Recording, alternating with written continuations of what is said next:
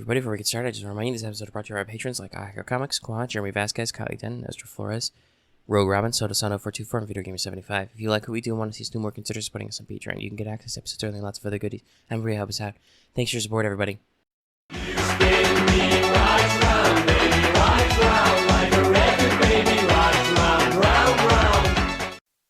Hey everybody, welcome back to Let's Talk FGO Wanted, the show where we let you know if you want to roll a new server. This is not like the third or fourth time I've done this intro, especially after deciding to mix up the music.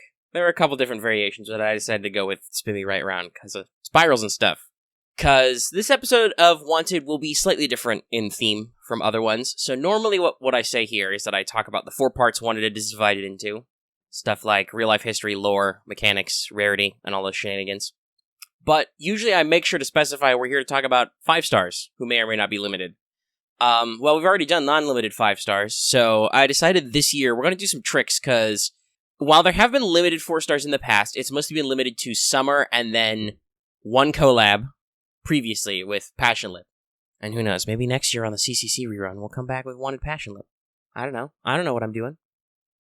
But there is going to be a trend where we're going to start to see more regularly, maybe like a specially wanted, specially limited 4-star here, maybe even some limited 3 stars, which is a little bit of an asshole move, but okay, we'll deal with it.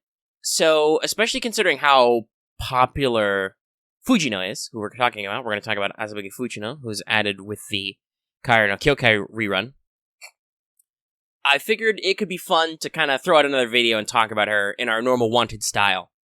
Except it's not, because, as if you've listened to any of my other OC-based Wanteds, original characters to Fate kind of be different, because there's no real-life history. They are 100% fictional characters that are entirely based in universe fiction. Though the lore is usually pretty big on them. So, it'll be a little bit different, we'll be a little bit limited. And, unfortunately, the rarity section's going to be super short, because, guess what, kids? Fujino's only had the one campaign. This one. So if you like her, you better start praying for a limited 4-star ticket, or you better try hard, kids. So with all that technical she's out of the way, let's go ahead and talk about the character. We'll do the character stuff first. So obviously, like I said, original character. The real life history is that she's from the Kairi no Kyokai light novel series, which were later adapted into short films, OVAs by Ufotable, or UFO Table, depending on how you want to say it. And you should check those the heck out, because they're great. Also, fair heads up, looking at the images and listening to the audio contained in this video may spoil some stuff. If you haven't seen it already, maybe you should check them out. I think they're still on Amazon? I don't know. But, yeah. So, lore-wise, like I said, Fujino appears in Kairi no Kyokai, which is kind of the precursor series to a lot of Nasuverse stuff. Nasu kind of exploring a lot of his concepts in the light novels, before getting into visual novels and stuff. So it introduces a lot of stuff with a person's character, their spiritual origin, a lot of other concepts of magic and mages, and also has a lot of mystic eye shenanigans, because Nasu is as much of a chuny as anybody. Which leads us to Fujino, who's a major character of the 3rd volume and movie, Lingering Sense of Pain, which is the name of one of her skills, and probably the subtitle to this video. I don't know yet, I haven't finished making it. Anyway, that's right, I don't decide on the title and the descriptions, they're not pre-written. I record the video first.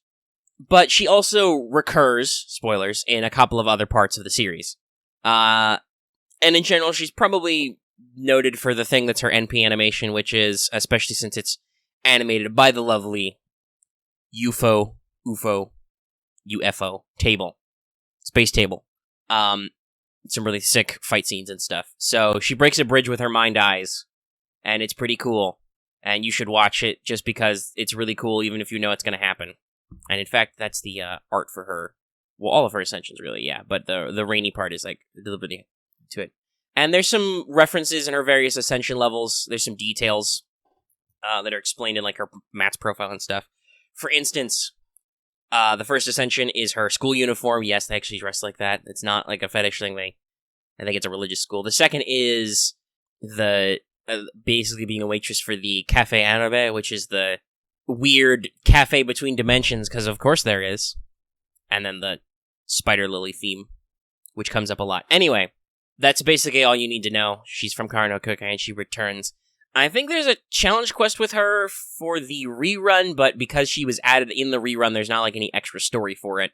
It's kind of like how they handle King Protea next year in the CCC rerun. They just kind of toss it in there as a little extra bit. So she's just a cameo, really, in FGO, but there's enough decent character background here, and she's pretty popular. Well, I will not say that she's the prototype Sakura, even though she does have the purple hair and the red eyes thing going on. Her personality type is very much the Sakura archetype, the kind of dark heroine.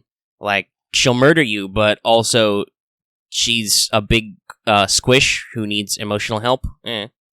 Also voiced by Noto Mamika. Anyway, that's all out of the way. You're probably familiar with this character anyway if you're rolling, because otherwise, why would you care? But maybe you don't. I can't honestly break down the entire plot of... it's between 30 minutes and an hour. It's probably one of the longer ones. I don't know. Go watch it. Don't watch it with your kids. Seriously, don't. Wow, there's some stuff I could say there, but I'll skip it for the sake of not getting demonetized. Anyway, let's talk about those mechanics. There's no fancy transition here. We're just going to jump into it. So, obviously, Fujino is a 4-star. So that means that her stats will not necessarily line up with 5 stars. We have this conversation usually about 5-star stat weight. That said, she does have the highest max attack by a little bit of 4-star archers, a robust notch above Archer of Inferno Tomoe, and a smidge over future Mad Lad Archer Ashwatthana. Now, obviously, you may think, that probably means her HP is kind of bad. It is. She's not the lowest, but it's definitely down there a little bit. So that's a thing to be concerned about. Overall, she's got the glass cannon type thing. You'll notice that if you look in the spread, her attack and HP numbers are very close together. That is not usually that close. Now, she is a 4-star, so she costs a little bit less, which is something we not usually talk about. You know, budgeting can be good. There are a lot of really good archers who are welfares. So, I think archers is a avenue in which she has some stark competition, but she is single-target buster. So, that's a pretty good deal. Archers have very high star weight, not as much as riders, but they're a nice second place usually, though some of the extra classes hover around archer weight, but there's so many of them it's hard to classify them. Now, she has a pretty good NP charge per attack, considering she's got well-rounded 3 hits and 2 arts cards. So that's a pretty well-rounded number. Pretty typical stuff out there. Got some traits. She's got a saber-style deck. Not unheard of for an archer, but very decent, I think, for her build. So, obviously, this enables her, because you can see her NP is Buster single target, as we've said. This enables her to do, like, NP BB chains, but also still have a couple of arts cards and a Quake to do some NP gen, and maybe even do Star gen, since they're all the same hits. You know, kind of wiggle around there and being well-rounded while still having a very obvious niche. So let's talk about her NP. Besides looking super cool and being super high-ranked, its effects are pretty simple. Deal strong damage to the enemy. Oh, and it nullifies buff to a single enemy. It does one buff, one time for 3 turns. Though remember how nullify buff works.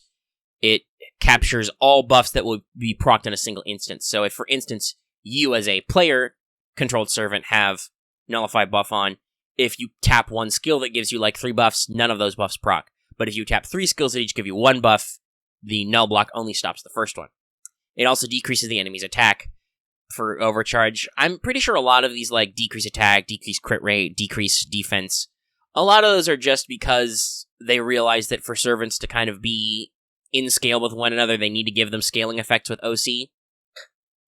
So you get a little bit of an attack down. It kind of helps your longevity, which is okay because, like as we said, Fujino's HP is not super high, and she's already a 4-star. So her heights will not climb super high unless you want to get some grails in there, which you might. I don't know your life. But overall, just the dealing pretty strong damage to an enemy, single target buster can be pretty gnarly, and nullify buff one time is a pretty good effect. It will be solid for slapping saber bosses, or berserkers, or anything that happens to be class weak to archers. So moving on to her skills, as expected from a damage dealer, and also as expected for another Mystic Eyes user. There's a lot of comparison here to be made to vanilla Ryogi Shiki, though Shiki obviously gets the advantage that she's a welfare, so you get NP5 out of her, which is brutal. If you don't have her, make sure you do this upcoming Kara no Kyokai rerun for welfare Shiki. She is a really, really good single-target assassin in that slot. Really, really good. Anyway, her first skill is Mystic Eyes of Distortion EX, because of course they are.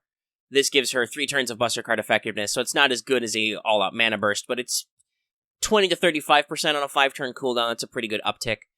Your attacks will ignore enemy defense for 3 turns. That's a pretty novel idea, and I'm pretty sure that also applies to her NP cards. So this is an NP steroid, and also you get to ignore defense, which is another fun effect. And ignore some of those pesty stuff. It also increases her NP gain for 3 turns from 20 to 30%. Now, overall, I think this is kind of has poor synergy with the other stuff it does. Like, obviously, ignore defense and Buster Up is like NP steroid, do big Buster chains and Buster crits maybe. But she does only have 2 Buster cards normally, so outside of your NP turns, you may be pulling up arts cards anyway. So there may be times when you can't use the Buster effectiveness, and you'll want to use arts so she can hopefully drop her NP again, so that's decent. It's just a little weird that they're on the same one. But her NP gain is already okay for 3 hits. This is a maximum of 30% up. That's pretty good. After her first ascension, she gains Clairvoyance Darkness. This is another 3-turn buff that recharges every 5 turns at max. It applies Sure Hit to herself for 3 turns. That's another pretty typical effect that happens with characters of this type. These sorts of damage dealers. So she can get a Sure Hit on herself, ignore evade. You also get an infusion of critical stars 5 to 15.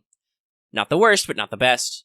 But decent. She is an archer. Depending on who you're pairing her with, she will soak these up. For instance, if you're doing, not that you should, because this is a ridiculously overwrought team comp, but if you did, for instance, double Merlin Fujino, which she would comply with, she would fit into that very well. She's going to eat most of those stars, probably. And then her third ascension skill is Remaining Sense of Pain. This kind of gives her 1 defensive card over those first 2 skills on her NP, which are very offensive focused. It lowers your max HP by 2,000 for 3 turns, which is pretty bad, I will say. That is a rough status, because we've already talked about how her HP is not the greatest. But you apply damage cut to yourself for 3 turns, flat, up to 2,000 damage, and then it gives her a one-time guts for those 3 turns where she revives with 1 HP. So, this is kind of your emergency button. This is if you know you're going to be in a bad way already. And I would not use it to tank NP necessarily, because that's probably where the damage is going to outpace your HP anyway. So lowering your max HP doesn't help. It might, though. I don't actually know how damage cut works with NP. Is damage cut per hit? Oh, I have to do some math on that, do some consulting. If anybody knows in the comments, let me know. But for terms of normal attacks, 2k damage cut for 3 turns is pretty solid, and if they do actually manage to bump her off, you've got a guts in there to hopefully outlast, and it's also 5-turn cooldown at max level. All in all, the kit is pretty simple, pretty focused. You notice I can actually build a compact stat block with this because she doesn't have any buffs and doesn't really need them. Remaining Sense of Pain gives you a pretty decent damage mitigator. You're going to soak up a lot of damage. Even at level 1, the fact that you get 1,000 damage cut off there, combined with another support servant who has any kind of damage mitigation on her, even a team defense up or something, that means she'll soak up a decent amount of damage. Y'all should know how good damage cut is from using MASH. If you're not using MASH, what is wrong with you? She has Sure Hit, she has Pierce Defense, all that fun stuff that you find with a lot of archers and a lot of even offensive focused servants in general. She can gain critical stars. Spoilers for passive skills, she crits pretty good. Her NP gain can get pretty high, so hopefully, if not outright spam, because she is Buster and has a Saber deck, you can still generate NP pretty rapidly to hopefully get multiple shots if one big shot doesn't take care of the boss. And so critical stars can help with that. And Nullify buff kind of helps with that longevity, same with Decrease Attack. Now for her passive skills, she has Magic Resistance D, just, she's a Knight's class, they get Magic Resistance. Probably not a big stopper, but it'll kick in occasionally. She has Independent Action A+, so her crits are extra spicy, which with those 2 Buster cards will be pretty good, or even those Arts cards if you're trying to spam NP. And she also gets Territory Creation B, a little unusual, but it works out because that means those 2 arts cards are even more effective than you think. So, like I said, she has very robust NP gain. You will probably be able to get off multiple shots of her NP if you need it, and like I said, Remaining Sense of Pain should help keep that alive so she doesn't go down easily. So, team comps and supports, obviously, I just said it, Merlin works fine here. She's a Buster-focused servant who, obviously likes to crit with those high, independent action and the gain crit stars. So that works out fine. Merlin would help her recover the HP she's lost and buff her max HP. and also keep the NP gen train going. Waver, of course, is also pretty good with his damage cut methodology, increasing crits and just damage plus also. He helps out. In the future, I don't know. Asagami Hime will be increased to buff Buster, but I don't know if you'd go out of your way to include her in a team comp with an archer, you know? She's not quick focused at all, so Scotty doesn't work here. In the future, Tamamo will increase NP damage, and she does have 2 arts cards and a heal, so you could kind of maybe put them together, but I would really say Merlin or Waver as a support. And other than that, generally you want to put her with servants who give Buster buffs, servants who heal, or otherwise help mitigate damage. Mash is another great one that fits right into this, you know. And she's got a couple arts cards, so she may not fuck up your other characters who have supportive arts NPs. She is evil, so you can pair her up with Moriarty once he gets that buff to do evil charisma. And generally, that's the kind of support you're looking for. She is your main damage dealer. She is a boss killer. You probably want to pair her with somebody who can do AoE damage to get rid of any ads or clear waves prior. And then the supports are just make her fire her NP even faster, make her NP hit harder, make sure she doesn't die. That's your basics. CEs, same thing. She doesn't have any battery, so that's while her NP gain is good, she cannot instantly jump to it. So unless you're comboing with Waver, stuff like Golden Sumo or Halloween Princess might be wasted. You might want to put those on an AoE clear. Like Ishtar would probably pair Ware, for instance, if you wanted a wave clear servant to go with her. She got that charisma and crit up and stuff. And a battery. Other than that, it's probably, like I said, go whole hog. Go for Busters, crits, and NP damage. Whatever floats your boat. You know, I bet with limited 0 over, she can probably slap pretty hard at just the most basic, and just follow through on those things. And hey, guess what? Rarity's not a long section. She has 1 rate up. It's this one. I think theoretically she might be able to appear in GSSR pools that allow archers, but I'm not sure on that, and I'm not going to dig through like 3 or 4 we got in the future for that, or even more than that. Oh gosh, I don't know. It's probably more like, it's what, like 2 or 3 a year? It's 2 a year? That'd be more like, 4 or 5 now. Anyway, it's a lot. I'm not going to dig through the exact mechanics to see if that works. So, like I said, if you like her, you either start praying that there's going to be a limited SR ticket in the future, which there might. There are a lot of limited SRs now, and they may or may not need to escalate that at some point. Or just go all in on this banner and hope, because I don't know about you guys, but I have terrible luck with limited SRs on banners. There's a video somewhere of me completely blowing the fuck out, spending like 400-something Saint Courts to get Summer Mordred the first year and getting like 3 Tama Lancers. So, keep that in mind, audience, alright? Other than that, I don't know, there's not much else to talk about her mechanically. Like I said, she's pretty straightforward. Her deck's not awkward, her skills don't need any buffing, they all kind of, they're thematic, but also focus completely on actually accomplishing her goal. And even if you're not going to like her for character purposes, which a lot of people do, she will fulfill a role in your team. And if you happen to be rolling for her anyway and want to know what to do with her, there you go. Keep it in mind. Alright, I'm just going to go ahead and go now. I got other stuff to do. More videos to make. So, be sure to like this video if you liked it. If you have any comments, leave them in the comment section down below. Or you can hit us up on our Discord. That link is in the description or on our channel page as always. And if you haven't already, please subscribe to our channel so you can always get our latest videos like FGO Wanted. We're going to do these a lot in the future. And Lucky will be out there to do some stuff too. And of course, also considering that bell for notifications, even if you're already subscribed, to always know when we post a new video or when we stream. I like to randomly stream. So does Lucky. You know, we yell about it a little bit, but notifications help pop too. So keep an eye out, of course. And like it says at the front of the show, consider supporting us on Patreon. You get access to this episode early and lots of other goodies, and it really helps us out. And yeah, okay, wow, this is looking to be a nice and tight wanted. It's pretty good. Okay, I'm gonna go now.